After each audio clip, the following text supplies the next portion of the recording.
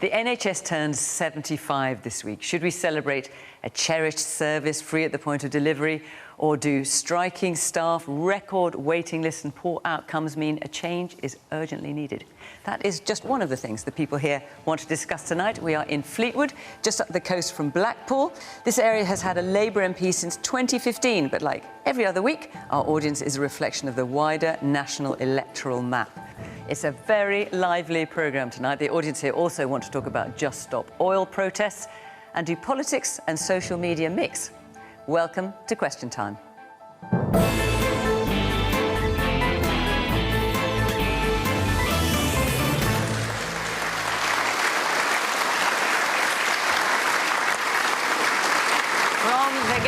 Johnny Mercer, who sits in the Cabinet as Minister for Military Veterans. He's been MP for Plymouth Moorview for 8 years. That follows a military career of his own, where he had 3 tours of Afghanistan, retiring as a captain in 2013. Bridget Phillipson was elected as a Labour MP at the age of just 26 back in 2010, and having previously spoken for her party on Treasury matters, she's now in her 3rd year as Shadow Secretary of State for Education. Kate Andrews is economics editor at the right-leaning magazine The Spectator. This week she's been arguing the NHS remains one of the best funded yet worst performing healthcare systems in Europe.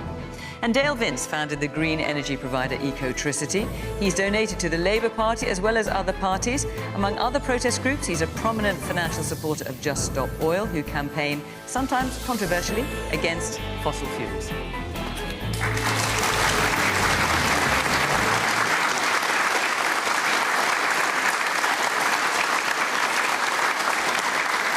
Good evening from Fleetwood. Welcome to our panel. Welcome to our audience here. Great to see you. And, of course, welcome to you at home. As always, we're on social media, and we're also on BBC Sounds in a podcast after the programme. So, let's kick off with our first question, which is from Gary Kirkland. Hi. With the NHS reaching 75 years old, do you think it will still be here in its current form when it reaches 100? Well, we've had 3 big health think tanks warning this week that it might not, unless there's a change of approach from both parties, both main parties. Johnny? Look, I think the NHS is an incredible institution. I think that we're all incredibly proud of it. We all use it at really vulnerable times in our lives. I think that as time has gone on, clearly the NHS has changed in what it provides, in what it's expected to provide, as has the environment that it's operating in. If you look at how complicated treatments you can get on the NHS now, life expectancy has shot up since it started. So I think we need to think about it in a different way. And I think you saw a bit of that with the launch of the NHS task force last week. We do need to think about where the longitudinal sort of trends are coming from, if you like. How are we going to, what is the NHS going to look like at age 100? Of course, it needs to be free at the point of use for all those who need it. But all the other aspects to it require an honest and a sort of grown-up conversation about it. So what is that conversation, Johnny? Because what you're referring to is the plans for staffing the NHS, for having more doctors, more nurses, etc. That's something the government talked about this week. But in terms of other change, the question from Gary is, will it be here in its current form? When it's 100. So free at the point of delivery. Absolutely. Comprehensively. Absolutely. OK, Bridget? The NHS is so precious to all of us, and I do believe it'll be here in 75 years' time, free at the point of need. But what I do think has to change is the way that we deliver care. We need to bring care much closer to people. We need to make better use of technology. And we need to allow people to get really early access to general practice in particular, so that they don't have to go to A&E. We see record waiting lists at the moment, people who are left in real pain, waiting for months and years on end. And that means they can't work. It has real impacts. And yes, the NHS needs to keep pace. And we Labour have set out a really ambitious plan around workforce reform, around training more doctors here, more nurses, more health visitors, care closer to people. But what we've seen over the course of the last 13 years is an NHS really brought to its knees. And if we want to make sure that it's fit for the future, we need to take longer-term decisions and longer-term planning, particularly around workforce, so that we can all be confident that in the years to come, the NHS will always be there when we need it. So when Tony Blair, for example, of course, former Labour Prime Minister, has talked this week about radical change to the NHS, for example, what he calls co-payment, so having a combination of free healthcare and some that is paid for, as we do with dentistry and eye care, for example.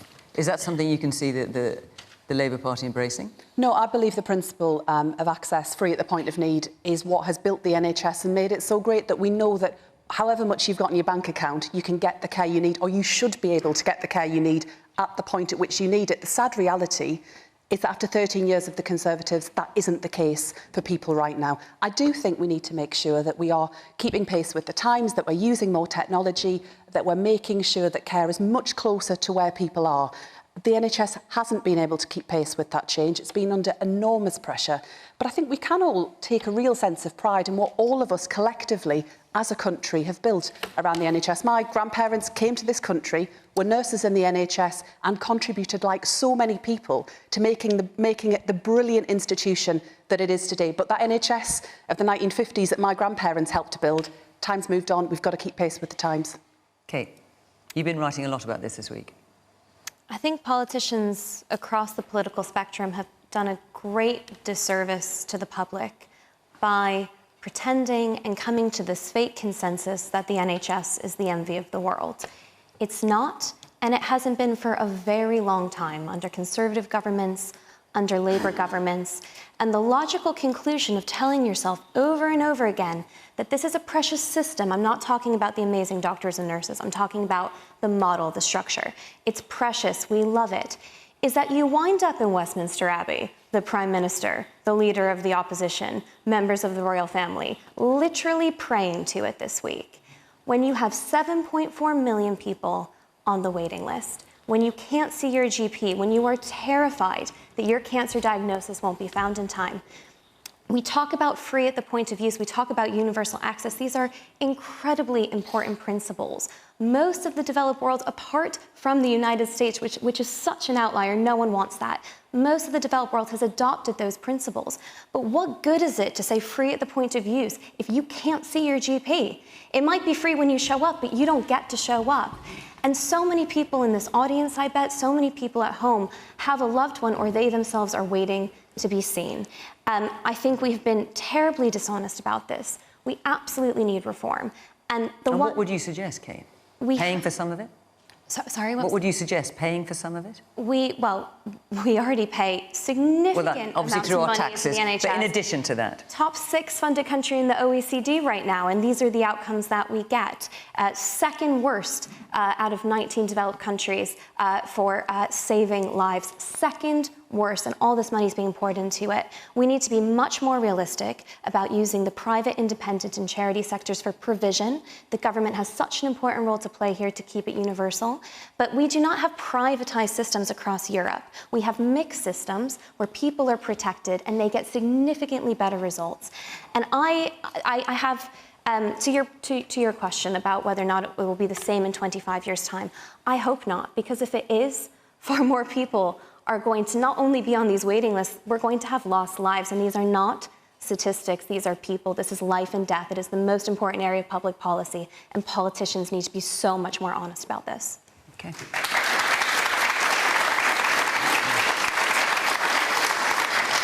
Man there in the pale green sweater, yes. So 23% of the NHS is being used for mental health services. So I'll put a question towards Bridget. What would you do if you were in government as to help in education for mental health services in schools? Because mental health starts at a very young age, and from someone with lived experience, then goes right the way through to adulthood. Do you think separating mental health outside of health and social care and having its own budget to actually be able to counsel people in schools would be more beneficial and take some of the 23% of the use of the NHS and some of the strain off of that? Briefly, before I move on to the rest of the audience. I think early access to care and support and then to ongoing treatment is incredibly important. That's why I've set out that Labour would make sure we've got mental health support directly within our schools, so a trained mental health counsellor within every secondary school, but also open access mental health hubs so that everyone gets quick, ready access to that initial support at first. Some people will need longer ongoing treatment and support, but we all know that the sooner people get access, the more quickly we can get on top of problems. Woman here in the blue T-shirt. NHS stands for National Health Service, and I really believe that all of us should make sure that it never stands for no health service. And is that how it feels to you at the moment? There should always be, yes, oh yes. I've had people say that to me, you know, don't talk about the NHS, it means no health service because of their experiences in the past. But we haven't experienced that. That's why I really believe that, you know, we have to do everything we can to make sure that we always have a National Health Service. And when you hear what Kate is saying, for example, about more private provision and not having it as it is now, but changing the funding model. What do you think of that? When you hear what Kate says about possibly changing the funding model? Yeah, I think it will change. It's got to change. But, I mean, people's illnesses are changing, but we've always had good things from the National Health Service. I had a heart attack and I was in and out of hospital within a week and everything was fine. My husband's had health problems. He was fast-tracked and within a week, everything was happening. Biopsies, you know, MRI scans, blood tests, everything. And we thought, well, you can't fault that, you know, because we were getting all that much care from everybody. The woman over there with the glasses. Both of the politicians on the panel have talked about increasing training. I just wonder how attractive you think that's going to be when people come out of university with a huge amount of debt to go into occupations where there's such a limit on how much the average person in that occupation earns. OK, I'll put that to the panel in a minute. And yes, let's hear from the... Lots of women in a row. Let's hear from the woman there in the denim jacket, I think you've got, yeah. How many of the panel have experienced going to their local A&E service and seeing all the difficulties that the staff there and the number of patients have in action? I just wonder if you're all speaking from experience of using the same local services that we all have to. And what's your experience been? It's pretty plenty of patients, far too many patients, staff who are absolutely run off their feet, people not getting the privacy of having a cubicle, being basically cared for in the waiting area, and staff coming and attending them and then going and attending other patients because there aren't enough cubicles to treat them. And that was certainly the last couple of weeks.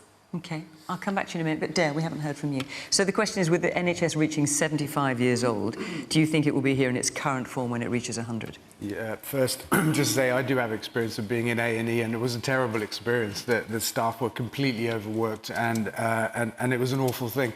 And I think that the NHS have been underfunded for the last 13 years, undermined by the Conservative government. I think the staff in the NHS have been treated terribly badly. They were heroes in the pandemic.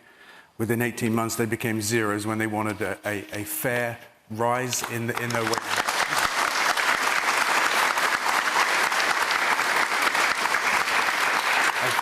I think this government is setting the NHS up to fail, and that if we have another Tory government,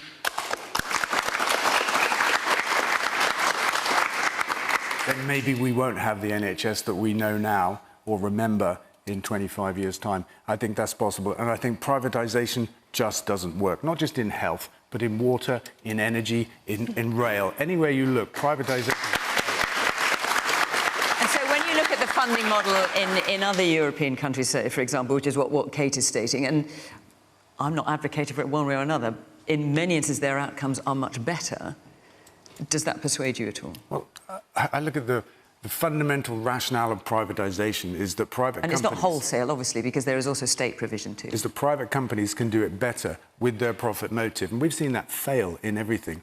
We've seen it fail in water companies with sewage in our rivers and on our beaches. We've seen it fail in energy with record energy bills and bankruptcies and a price cap. We've seen a Conservative government intervene in the energy market and fix the price. It's kind of unheard of.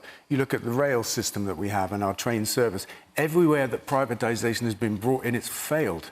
And it will fail in health as well. What is failure if it's not being second to last on the list for saving lives? What is failure if you are ranking at the bottom of the list for saving people from strokes and heart attacks? Don't forget, we're underfunded. The NHS is underfunded. I'll come to the funding in just 1 minute. I'm delighted to hear that you had a good experience when you went into hospital. That sounds absolutely harrowing. I'm also very... And I think one of the reasons this topic's so emotive is because we all have our own experiences with healthcare. But if we look at the actual numbers, if you have a heart attack in this country, you fare very poorly. The NHS is second to last on that list for healthcare outcomes when it comes to heart attacks. And if we look at funding, we are making a political choice here. We have decided, and I'm not sure Why? I'm not sure how this came about, but we have decided that the only ethical way to fund a system is only through taxpayer money. So if you look at only government money, taxpayer money being spent throughout the entirety of the 2010s, even at the height of austerity, in that OECD ranking, the UK was not mediocre, wasn't towards the bottom of the list. It always ranked in the top 4 countries, along with Scandinavian countries. What's happened to that money hasn't gone to the doctors and nurses, hasn't gone to the front line, but crucially, we're making a choice here. These other countries which do not have privatized systems, France, Germany, Sweden, Belgium, Switzerland, Australia, New Zealand. Give me a country that is in the United States and we can point to it and we can see that in every case they have universal access to healthcare. But they're being pragmatic. They're letting the state, the independent, charity, private sectors come together to produce better results. And what is healthcare if we're not getting good results? Johnny. Yeah, I'll take on a couple of those points, if I may. And also what Dale had to say as well. Yeah, absolutely. I'll try and cover it all.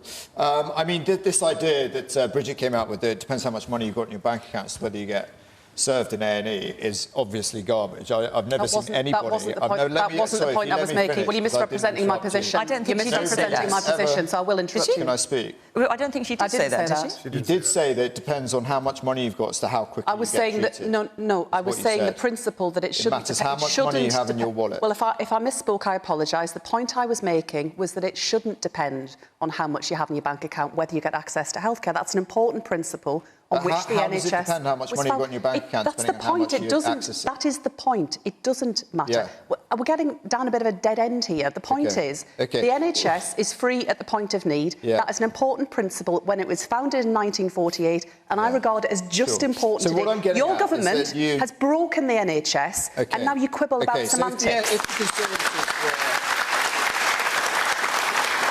The reason I pick this up is because obviously it's an incredibly emotive subject, right? And everyone accepts, like you say, do we go into A&E? Yeah, I had a 13-hour stay in A&E this time last year, and it's an incredibly challenging environment. But this idea that the healthcare system is on its knees, if you bear this in context, maybe in Somalia the healthcare system's on its knees, not in the UK. This lady here has just talked about her amazing experience. Now, and that lady back there talked about her far less than amazing experience. Yes. So, you can take your pick. Well, I don't know what the lady was talking about. She was talking about A&E. Condition, but we talked about a heart attack here and something that was life-threatening, had a very good experience of the A&E system. You go to some GPs, yes, you will struggle sometimes to see a GP because of the amount of work they've got coming in and the incredible rocket in usage of health services. Yes, that is true. But generally speaking, if you have to see a GP that day, you will go and see us. And I've been around all the surgeries in Plymouth to make sure that that's the case. And when it comes to investment, can I just answer the investment question? If the Conservatives are intent on destroying the NHS, they're doing a pretty bad job at it because it's actually getting more money going into it now than it's ever had in its history. Now, you can have a conversation and say anything you like is underfunded. You could say the military is underfunded. But the question is, you're balancing that against all these other things. Where do you stop? And you've got people on the other side of the argument, like Kate, saying, are we actually paying too much at the moment? So you go and knock on doors in Plymouth. I didn't say we were paying too much. I question where the outcomes are when you're funneling so much in. And do they want to pay more tax at the moment? Not really, no. So you have to think about all of the other contexts that it's sort of sat within. And are we getting a good health service? I don't accept that we have a health service that is on its knees or disgraceful. I think it's got a huge challenge because we're trying to provide healthcare free at the point of need. But on the whole, people, the vast majority of people get an amazing service that saves thousands of lives every day. I don't think we should be talking it down in that way. And just briefly, to the point that the woman made over there about training and workforce.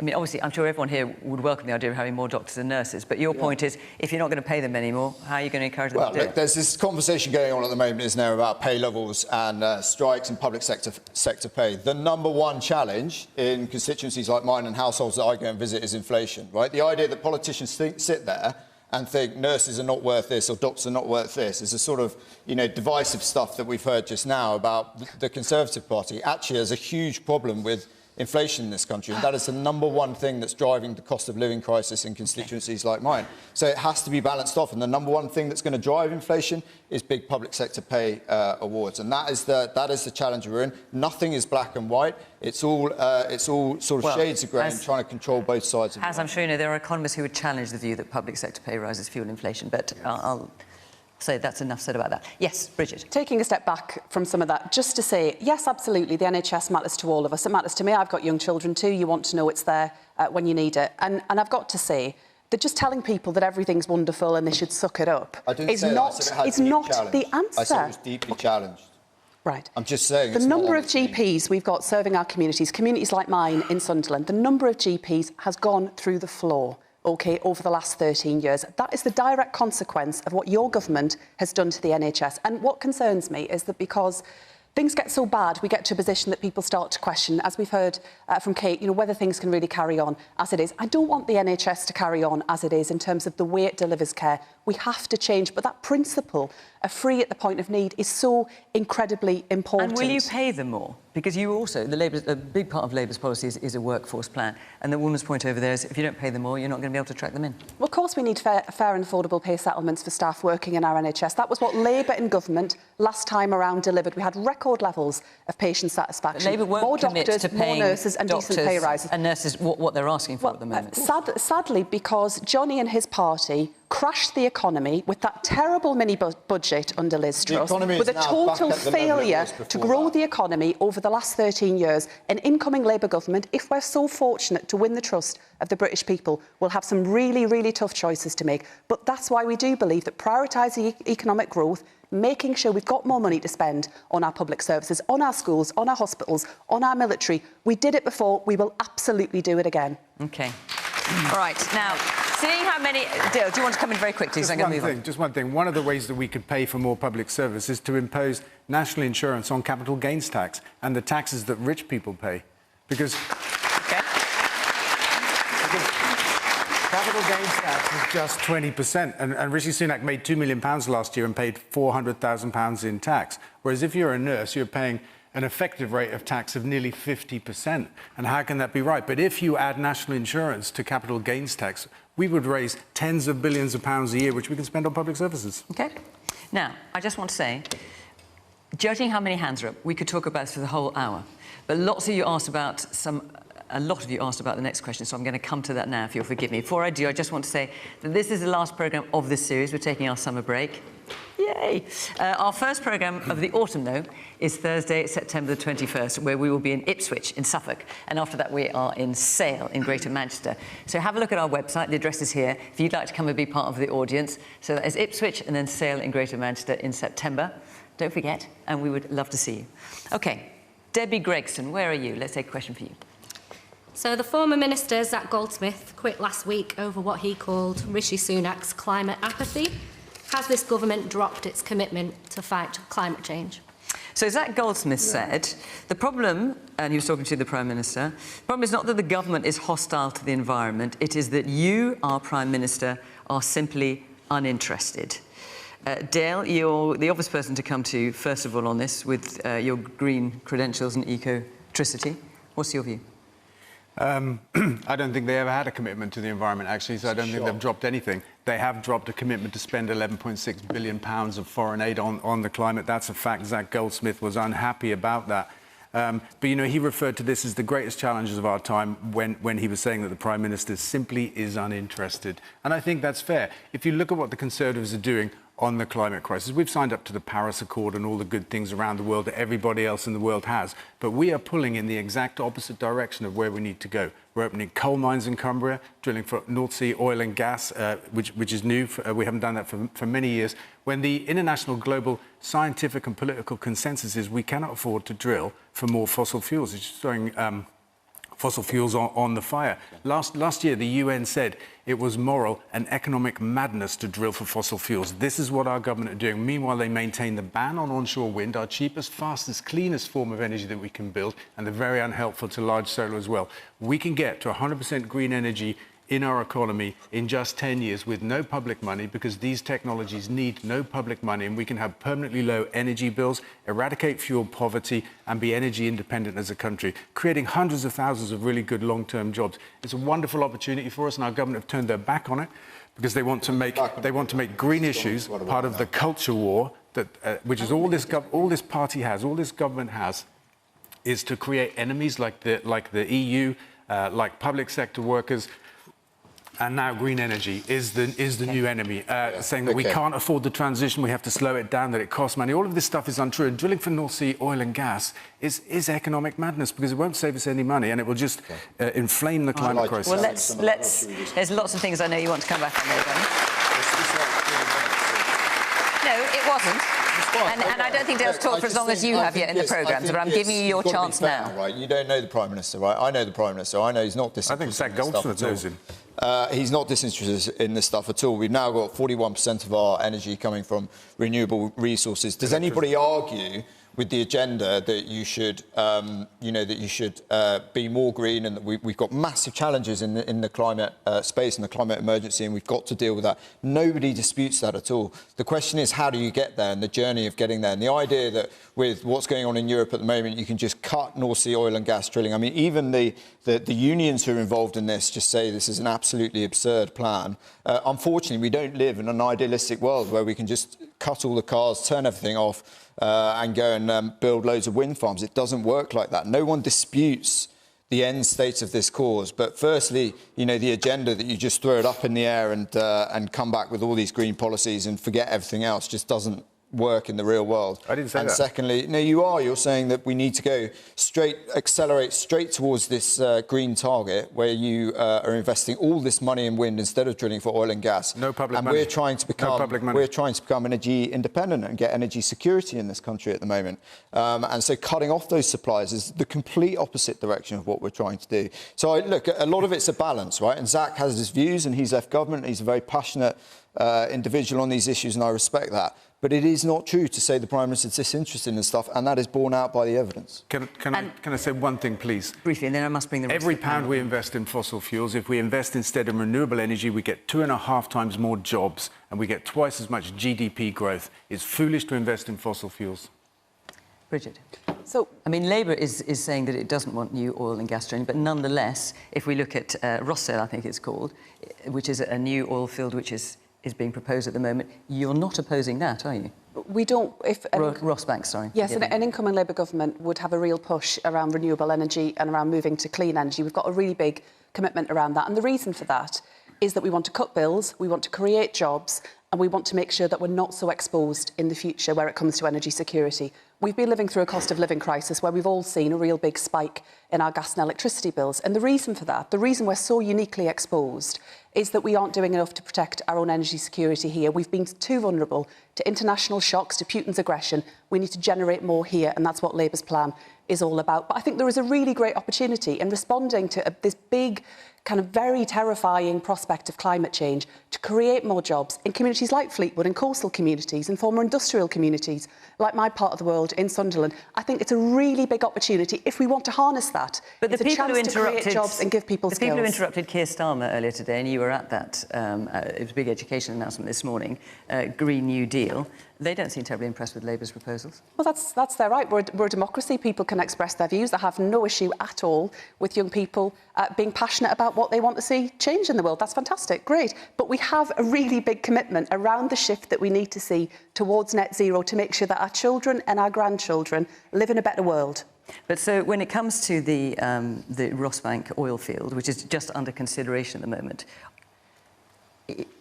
Labour may be the next government, we can't say for sure, Rosebank, but we can't say for sure. But if Labour said now, if we get in government, we're not going to let that go ahead, that would probably kill it. But you're not prepared to do that. Because we need to manage this transition. We've seen in the past, and my community lived through it, we saw in the past what happened when you rushed very fast without government planning, where we saw the big shutdown of major industries. We need to do this carefully, but there is a real opportunity to create jobs. This is for communities, I think, that really need those well-paid, highly skilled jobs. Man there in the blue sweater. If I understand the gentleman correctly on the end, he's saying that we could be totally green energy in 10 years. What are we supposed to do for the next 10 years? Do I turn off my gas boiler at home and freeze? Do I not drive my car? But let me get round It's to not realistic. Okay. Stop Oil are trying to get us from going to sporting events and everything else. It's not realistic to stop for 10 years. Okay. The woman there in the white shirt. All this talk going on about the climate change, all the strategy, I cannot understand why all the thousands of houses that are being built all around the country, it's not stipulated that they put solar power on them. It's just built into the houses. It helps the environment and it helps the people that live in them. Okay. And the woman right at the back there. We keep hearing all this talk about it creating more jobs, but how's it going to create more jobs in a workforce that's already not got the skill set? Where's the funding going to come from? How are you going to enrol people in education ways into that sort of field? Specifically in engineering, you'd need people to operate that machinery, etc. Where's it coming from? Because you're already failing to support the existing economy in those sort of sectors. Okay, Dale, there's lots of questions. I'm going to come back to you, but just let me bring Kate in. So where I think I agree with Dale, correct me if I'm wrong, is there is a huge win for the government here. It would be difficult to do politically, but it would be life-changing for all of us, and that would be to shake up and liberalise the planning system. It is taking over a decade to build energy infrastructure that should take a matter of years. And Dale says we don't need that much state money, and I think there's a lot of truth in that. You have private businesses that are lining up to invest. They know this is the future, but there's so much uncertainty around whether or not they're going to be able to build, whether or not they're going to be able to complete their project. So there is a massive win if the government wants to show that it's serious about net zero, that it could do on the planning side. And I think that would be hugely welcome. But of course, in the past year, there has been a shift in priorities from things like net zero to the cost of living crisis. And I think that's quite right, as the gentleman just said right there. I mean, people are already deeply concerned about their monthly bills, let alone people asking them to make even bigger sacrifices right now. Inflation is sky high, it's stubborn, it's not coming down. Interest rates are also starting to bite. This is not the right time, I don't think, to be asking people to make the kinds of changes that Just Stop Oil want to see that would reduce our living standards. I mean, carbon emissions in the UK currently are back down to where they were in the Victorian era. They've fallen by about 47%. We are already making great strides through those wonderful technological advancements. This country is dedicated to going green. We do not have to reduce our living standards and dramatically change the way that we live to succeed in this. But there are things the government can do around planning. Let's get building, and that would really show a commitment to net zero. Okay. Dale, let me come back to you. So 2 points. One, what are we supposed to do in the meantime? And also, you're making a point about the Just Stop Oil protest, and of course, you are one of the funders of Just Stop Oil. I know you fund other things as well. And you're making the point at the back there about training. How are we going to train all these people to do all these jobs? And who's going to be paying for that? And there was a third point about new housing. Why it doesn't have solar panels? I can tell you why. Because David Cameron took it away. There was a code for sustainable building that was in place. It had been worked on for years by the building industry. And just before it came into being, David Cameron took it away. He called it green crap. It was one of the things he killed off along with onshore wind. The other question, nobody is saying we have to give up living for this 10-year transition. It's about turning one thing up and one thing down. It's about not investing in new fossil fuels. We know we can't afford to burn them. It's investing instead in green energy, where we get more jobs and more GDP growth. Fossil fuels can't give us energy independence because it'll take 4 years, for one thing, to get anything new out of the North Sea. And once we've got it, 20 years later, it's gone. Fossil fuels are a single-use fuel. And what about the man's point about the protests? Because obviously we saw protests at Wimbledon just yesterday. Yes, renewable energy. The Ashes.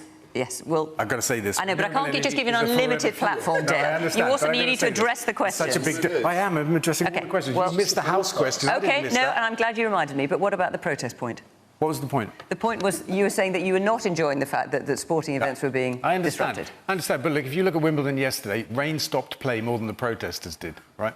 The protest is vital. It did. Add the minutes up, it did, right? There's a lot of fuss in our country. Yeah, but we can't actually stop the rain.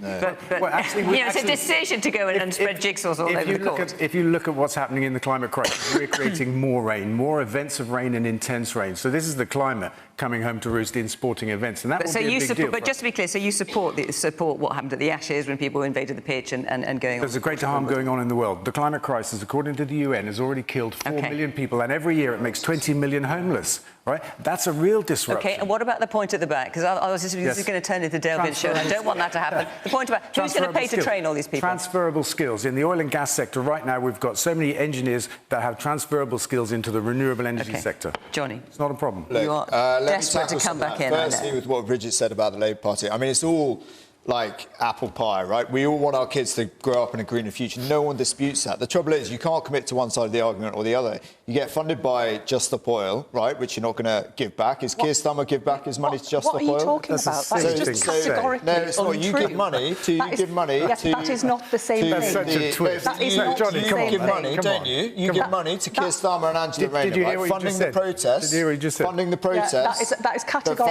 Just to be clear, Johnny, no. Facts matter. Just to be clear, Dale Vince has funded some politicians of the Labour Party, including Keir Starmer. Just Stop Oil, as an organisation, has not supported the Labour Party. That was what you said. Just Stop Oil. That was what you said, Johnny. Just Stop Oil. Johnny said the rest. Would you like to? It's the same thing. You were very keen to pick me up. Would you like to set the record straight now, Johnny? In the world of Donald Trump, it's the same thing. He's funding the same people, right? So 1.5 million. You meet Keir Starmer next. Within 2 months, he comes out with an energy policy that basically closes off. No, he did that last year. He did that last year at Davos. You met him just before that, right? He says he's going to close off all oil and gas stuff, right? And you suddenly, that is exactly how it goes. You go and give money to the Labour Party. They produce Just Stop Oil policies. No. They're behind all these... No one protests where you're going with this, right? We all want a green economy. The idea you stop people going to work, getting on their jobs, going to interviews they need to go to, ambulances needing to come through. No one is going to come with you on that journey. Right? And it's incredibly arrogant to think that your cause is so much more important than everyone else that you have a right to stop people going to an interview or stop people going to jobs. It's not my cause. It's everybody's cause. It is your cause. You're funding it the whole time. All this stuff comes from money and it goes directly to the Labour Party. You're so careless with what you say. Right. So you've just, again, misrepresented the position. But I condemn the tactics of Just Stop Oil. I don't support them. I think their tactics are wrong. I think their tactics are counterproductive.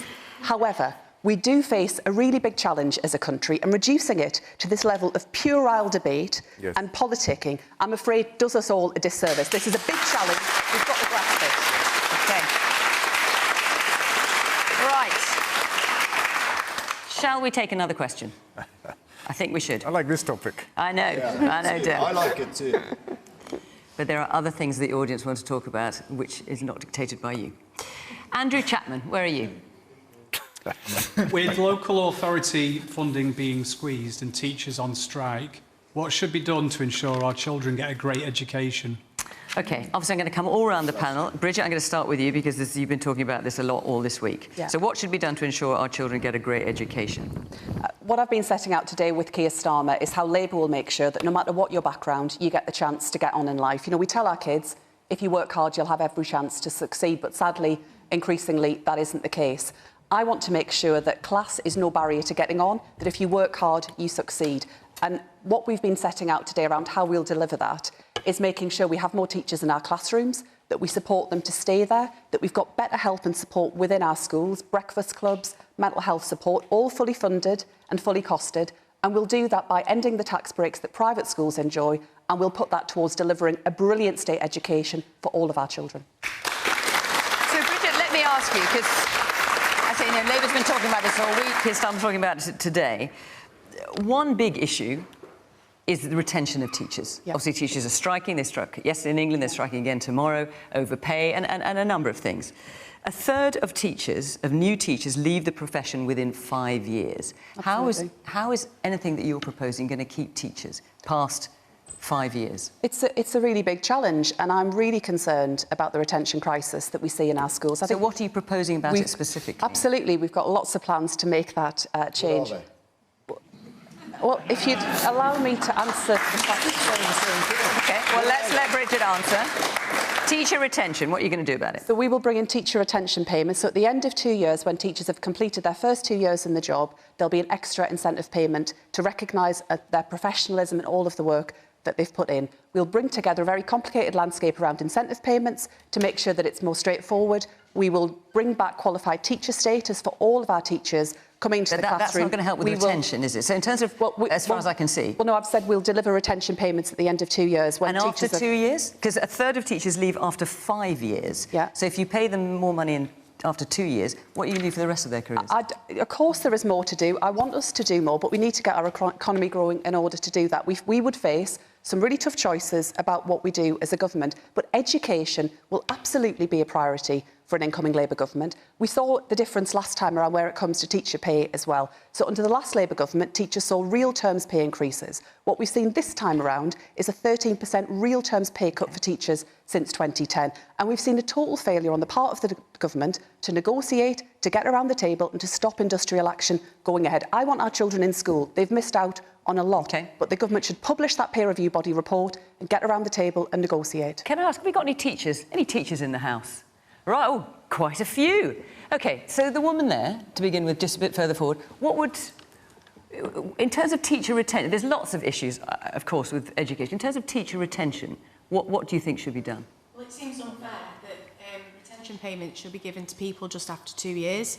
So I've been teaching for 14 years now. I absolutely love it, and I wouldn't want to do anything else. But it seems unfair that people that have just joined the profession are being given some benefits. Well, what about the people that have been doing it for a long time? OK, and let's hear from another teacher. The woman... Oh, actually, there's a woman we haven't heard from there. Yes, let's hear from you. We haven't heard from you yet. I just think that it's pretty ironic that the member from the Tory party sitting there asking Bridget what she plans to do when we have the public review body that have agreed to a 6% pay rise, and the Tory party are refusing to sit with the NEU and discuss the plans to increase teachers' wages. OK. We don't... There have been lots of reports that it may be 6%. We don't know for sure, because, of course, we haven't... Well, I'll come to Johnny and you can ask me. Yeah, don't ask me. I can ask you. Is it 6%? That's not come out. That's not been published. So but you must have an idea in the Cabinet. No, I don't have an idea. And also the idea that the government has not sat down and talked to teachers, again, is, I'm afraid, just simply not true. When it comes to education, again, we get, lots of warm words. I want our kids to have a great future. Who doesn't want their kids to have a great future, right? Under this government, the amount of good or outstanding schools has gone from 68% to 88%. There are 30,000 more kids in good or outstanding schools in Plymouth, in Devon and Cornwall, at the moment, right? If you look at the life chance agenda, which is things like I'm interested in, the opportunities for kids in Plymouth, the single biggest factor that improves their life chances is someone in their family having a job, and workless households has gone through the floor. So there's lots of things to this that you can actually point to where education standards have gone up and kids have got a much better offer than they have in 2010. There are huge challenges, I don't dispute that. But the idea you can say, well, we're going to give £2,000 to teachers for the first 2 years and then we'll just have to suck it and see. It's not professional, it's not good politics,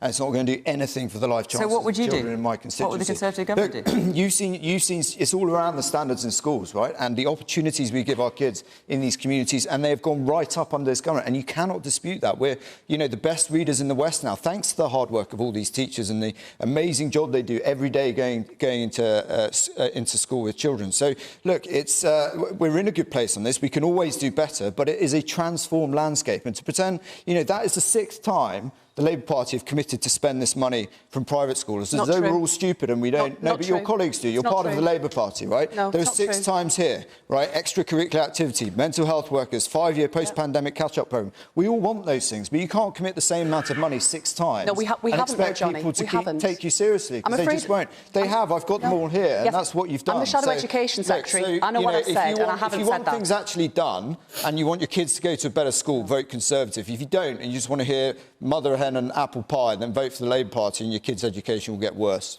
I'm afraid that is just not correct. We haven't. Well, it is true. Can I answer? Can I please answer? But you're just going to say it's not true. Johnny, let her answer. I'm sorry.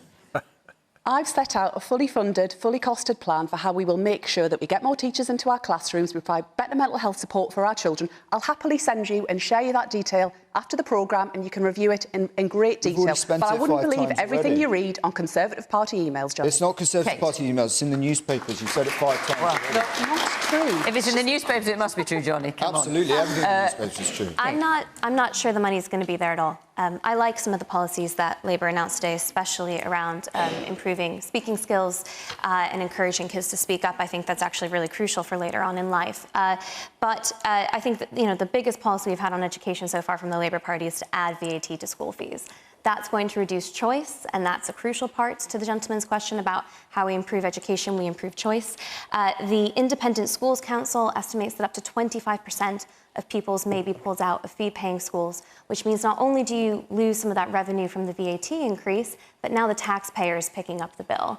And in that scenario, you could end up with very little money at all that you have pledged to give teachers these one-off bonuses. And I agree with you, I think a one-off bonus is not the right way to do it. If we're going to increase teachers' pay, let's do it through their salary. The way we can really sustain that is to grow the economy. And I'm waiting to hear from both the Conservatives and from Labour what their growth policies are. But I think the Labour Party should be very careful when it pledges money that it's not so obvious it has. The Liz Truss premiership taught us a lot of lessons, and they weren't just for the Tory party, they were for the Labour Party too. Markets are not very friendly at the moment to governments spending money they don't have. They're taking notice. You have to cost these things properly, because if politicians don't, the public suffers. Okay. We've got the man with the glasses there and the sort of yellowish T-shirt. Well, actually, let's come to you first, behind you, and then we'll come to you. Yes, the man in the blue top. The lack of support for teachers just doesn't stop at kids not receiving a good education. If teachers are going to strike, kids have to stay off school. That impacts parents as well, who have to stay home to look after their children when they can't work during a cost of living crisis. Surely, sir, for your government, now must be the time to get round the table and at least start talking. Yeah. Okay. And the man in front. No, the man in front, yes. The big question for both of you will be, surely is the way to keep teachers in the profession is not just to make them feel more valued instead of demonising them for striking, to actually get paid what they deserve. Yeah, I mean, Okay, no, I'm going to come a bit more to the audience first. The woman here in the pink and red top. We're talking a lot about everybody being entitled to a great education. What I've not heard talk about from either party for a long time is what we're doing about special needs, because special educational needs are children are being failed in our system. The dyslexia screening bill, nobody's talking about that anymore. Dyslexic children are not getting identified, they're not being picked up, and the government are failing them. OK, I will come back to you both on that. Dale, I need to bring you in here. So the question is, with local authority funding being squeezed and teachers on strike, what should be done to ensure our children get a great education? Yeah, I think funding is a real problem. I mean, some of the things I've funded, apart from Labour and Just Stop Oil, are breakfast clubs in schools, for example, food banks, which I know Johnny thinks are a personal choice, because he doesn't... I'll let you answer that in a minute. And I've just funded the local school where my boy goes, because I had a conversation with him and he said, look, we don't have paper at school anymore and we're not having practical lessons in chemistry and physics because of a shortage of funding. So I had a chat to the headmaster and he said to me that there was a recent pay award for teachers that the government imposed on schools and said it was fully funded. He said to me it wasn't fully funded and therefore we've had to find £20,000 out of our budget, which we just can't find. That's imposed on schools by central government. And there's a real funding crisis in schools. That's my personal experience. And where do you think the money should come from to pay for it? It should come from central government. You know, from taxation? Absolutely. Are people paying more taxes? Yes, the rich, right? Because we could raise £50 billion a year if we just more fairly tax people with more than £10 million in assets. And you know, it's not like an unfair thing to ask for. If you're a nurse, you're paying nearly 50% of your income in tax, and if you're Rishi Sunak, you're paying 20%. And any kind of millionaire, capital gains. But this is money that you don't earn with a pair of hands. It's money that you earn with money. Why do we tax it at a lower rate than money made with a pair of hands? I think that's fundamentally wrong. Okay, if I can come back on a couple of those points.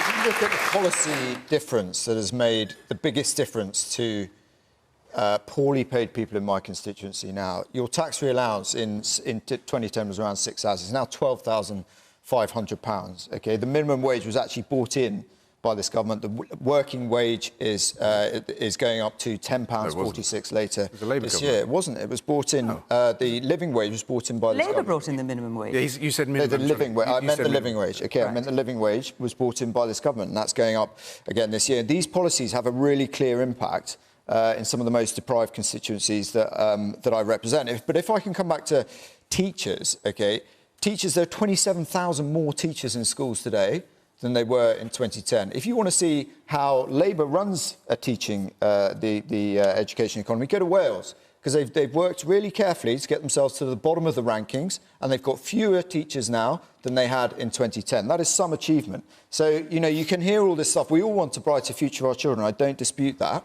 And anybody can say that. It's a question of how you actually do it. And, you know, on tax, it's the same thing. We all want, you know, everyone wants to tax the rich more and give it to the poor. Nobody disputes that. This idea that people... They do. You're in government, do it. No, but the idea you can do that, it's a binary choice, is like student politics. It's not at all, because it's all about getting money into the country, investment, making public services work better, life chances for our kids. That's what it's all about. It's not solely about just taxing the rich. It's about creating a country where opportunity is equal for everybody. We've got about 10 minutes left, and I want to take one more question. Did you just want to reply to the Labour point about Wales?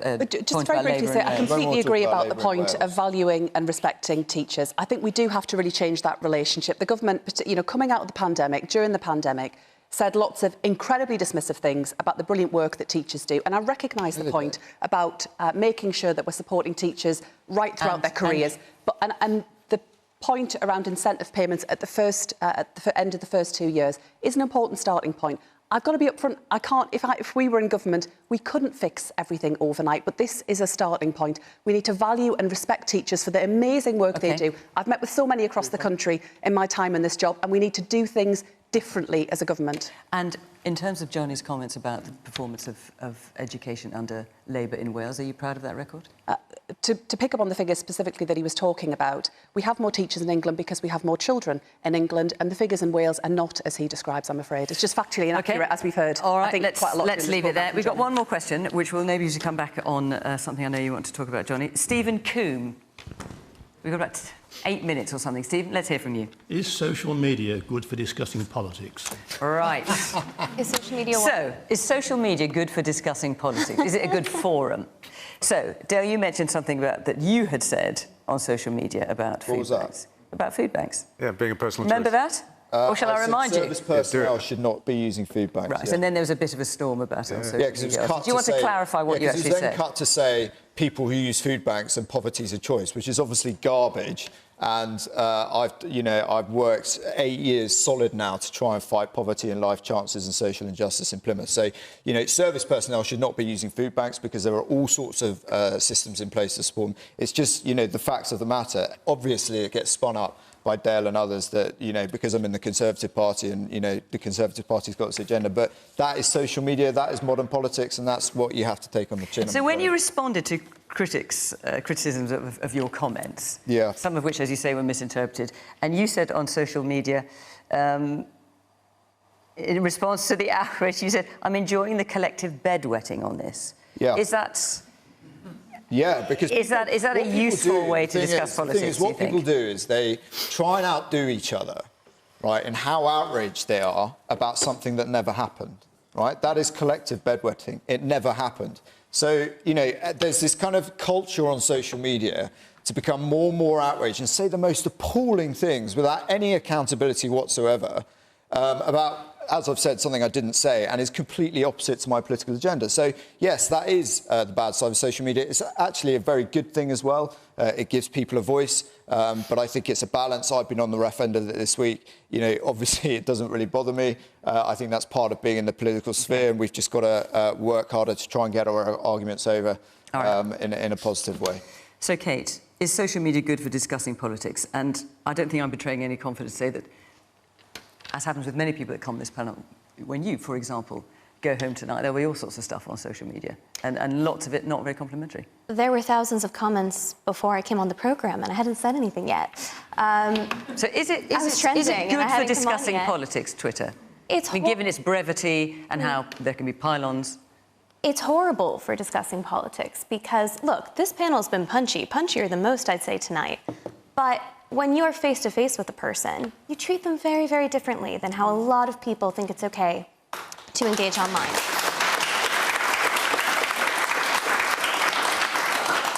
I I am freedom-loving. I do not support censorship. And to be honest, I don't support a lot of the crackdowns that are being called for on social media. People have a right to say something, even if it's unkind, even if it's really horrible. I do believe in their right to say it, but we are starting to push the boundaries sometimes, I think, in treating people like they're objects online rather than the human beings that are behind it.